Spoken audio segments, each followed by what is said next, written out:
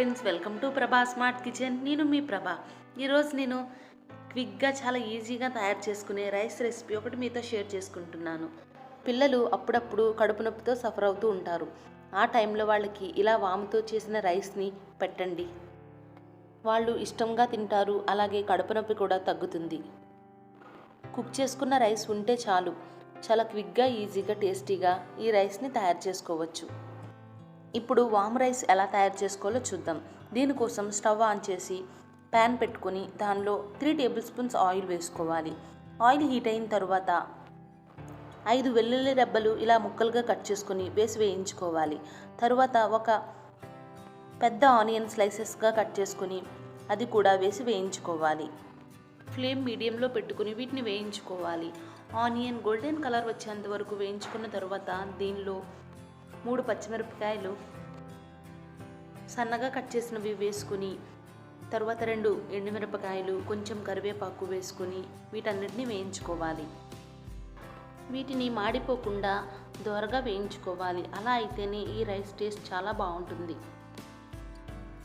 ఇలా ఇవి వేగిన తర్వాత దీనిలో 1 టేబుల్ స్పూన్ వాము వేసుకోవాలి. వాము వల్ల ఎన్నో హెల్త్ బెనిఫిట్స్ ఉన్నాయి. డైజెషన్ ప్రాబ్లం ఉన్నప్పుడు లేదా కడుపు నొప్పిగా ఉన్నప్పుడు వాముతో చేసిన రెసిపీస్ కానీ డైరెక్ట్గా వామును తీసుకోవడం వల్ల కానీ ఆ ప్రాబ్లం తగ్గుతుంది. 1 టేబుల్ స్పూన్ వాము వేసుకున్న తర్వాత 1/2 టీ స్పూన్ పసుపు కూడా వేసుకుని దీన్ని 30 సెకండ్స్ పాటు మీడియం ఫ్లేమ్లో ఇలా కలుపుతూ వేయించుకోవాలి. వాము తినడానికి కొంచెం స్పైసీగానే ఉంటుంది.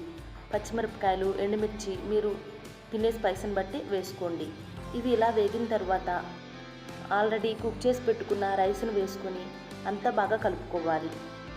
తరువాత దీనిలో రుచికి సరిపడినంత సాల్ట్ కూడా యాడ్ చేసి దీన్ని అంతటినీ బాగా మిక్స్ చేసుకోవాలి. అంతే, చాలా సింపుల్గా వామ్ రైస్ని ఇలా ప్రిపేర్ చేసుకోవచ్చు. ఆఫీస్కి వెళ్ళేటప్పుడు కానీ పిల్లలు స్కూల్కి వెళ్ళేటప్పుడు కానీ లంచ్ బాక్స్గా క్విక్గా ఈ వామ్ రైస్ని చేసి పెట్టేయచ్చు. అంతే టేస్టీగా కూడా ఇది ఉంటుంది.